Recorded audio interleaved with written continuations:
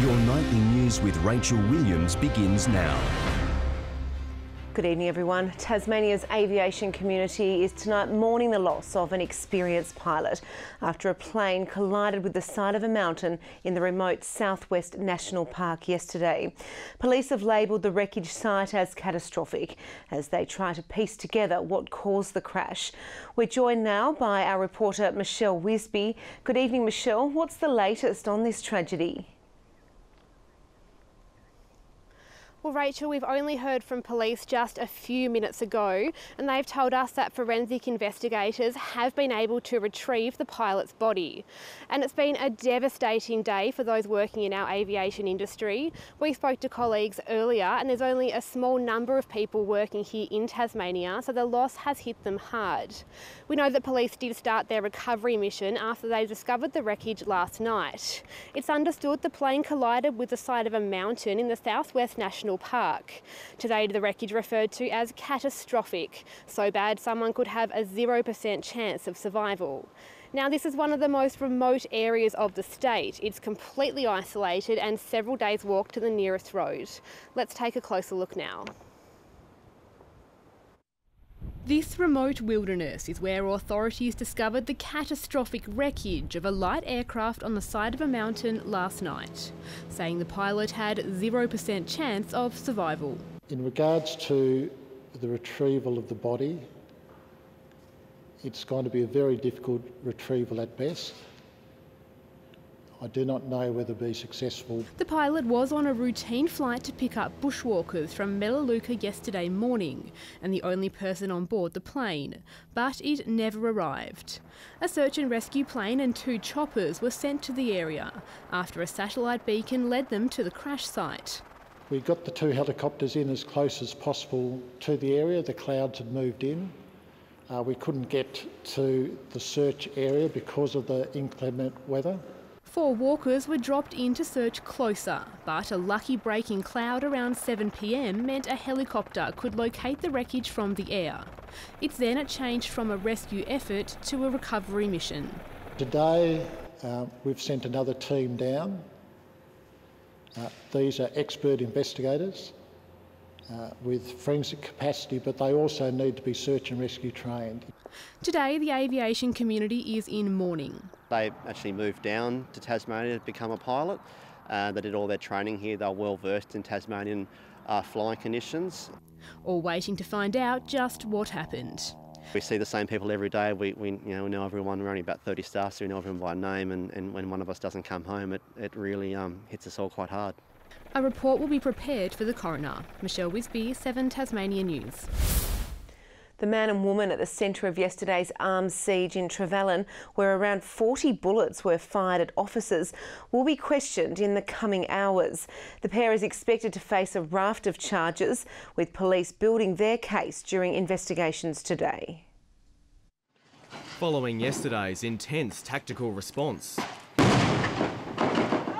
is the wash-up. Ballistics, forensics, top inspectors working together to build a compelling case against those in custody. It's a scene of chaos, there's no doubt about that. When we're ready to speak to them, we will go down and retrieve them from the custodial cells. Under police guard is a 24-year-old man and a 40-year-old woman. The relationship between them hasn't been revealed.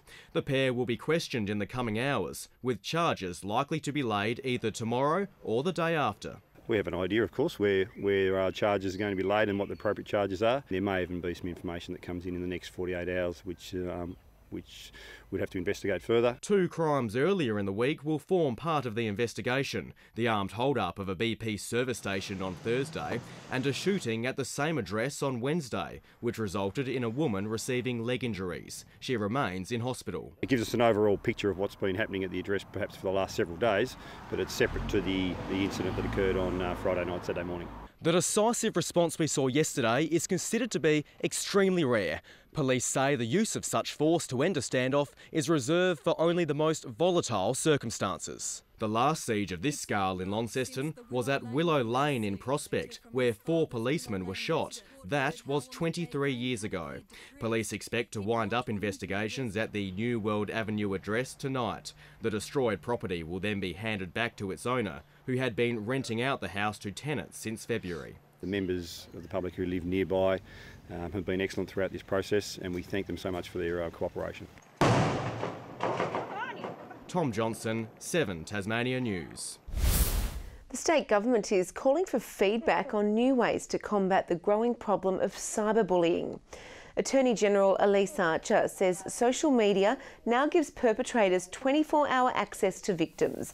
She says if proposed law changes are successful, convicted bullies could face jail terms. Our government wants to send a very clear message that this type of behaviour is not only unacceptable, but serious bullying and cyberbullying is now a criminal act. But the opposition says the government needs to focus on more than just sentencing. People don't necessarily change their behaviours because of the repercussions. They change their behaviours because we change community attitudes. The focus on reducing violence and disrespect has to happen at every single level, and that's why it does come back to the way we all behave, and particularly how our political leaders behave. The amendments will be introduced to Parliament next year. A memorial honouring post-World War II Polish immigrants has been unveiled. Almost 100 people attending today's opening, with the memorial paying respect to Poles who worked in local industries while maintaining their values and traditions. The $400,000 memorial was made possible by the sale of the Polish house in Launceston. Nippers at Kingston Beach are learning some essential first aid thanks to a funding boost from the RACT. The 280-strong Surf Life Saving Club has purchased EpiPens and resuscitation dummies, with the grant preparing them for emergencies in the water and on the beach. It's just amazing because for our nippers, having access to equipment that we can train with is vital really. They love education and love learning CPR, and starting at a young age makes it one of those things that they can just take through to when they become lifesavers. The RACT says the next round of community grants will start in March next year. A 4-car crash has caused traffic headaches for motorists in North Hobart this morning. The incident happening on Burnett Street, just metres from the heart of the popular restaurant strip.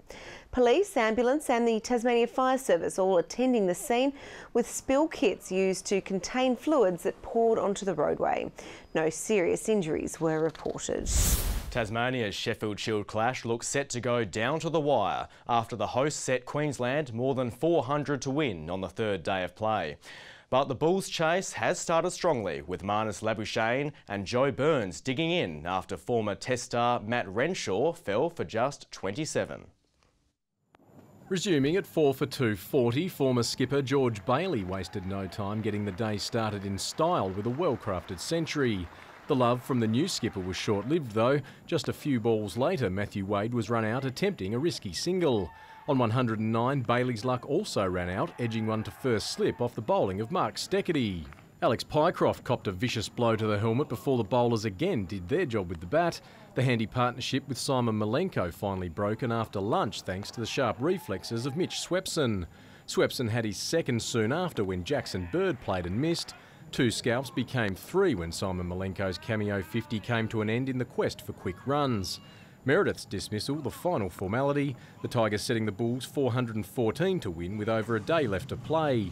Queensland looked solid early before the Bird was the word, skittling danger man Matt Renshaw for 27. But the runs started to flow from there, the match hanging in the balance heading into day 4. Andrew McCarthy, 7 Tasmania News. And at West Park, the Hobart Hurricanes have claimed their first points of the WBBL season. Indian star Smriti Madhana scored 69 for the home side, helping the Canes reach a super score of 6 for 196. Heather Knight was instrumental with the ball, taking 3 wickets, as the Purple Haze smashed the Melbourne Stars, winning by 72 runs. The only downside was an injury to Hayley Matthews, who fell awkwardly while trying to turn back to her crease.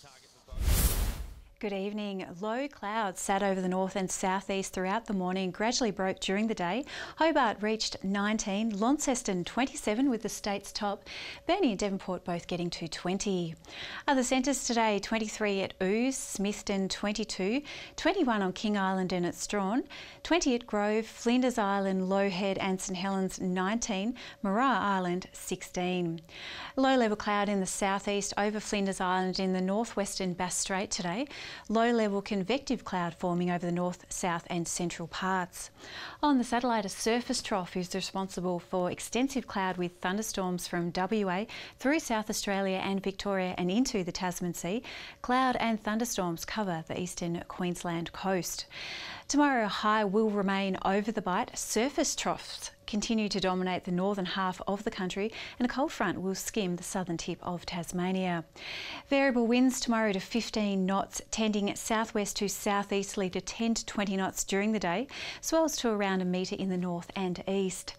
Monday's forecast, a possible afternoon shower for Hobart, 22, 20 at Dover, ooze, fine and 22 also. Launceston, a fine day, 26, a sunny day for Devonport, 23, Scottsdale sunny and 24.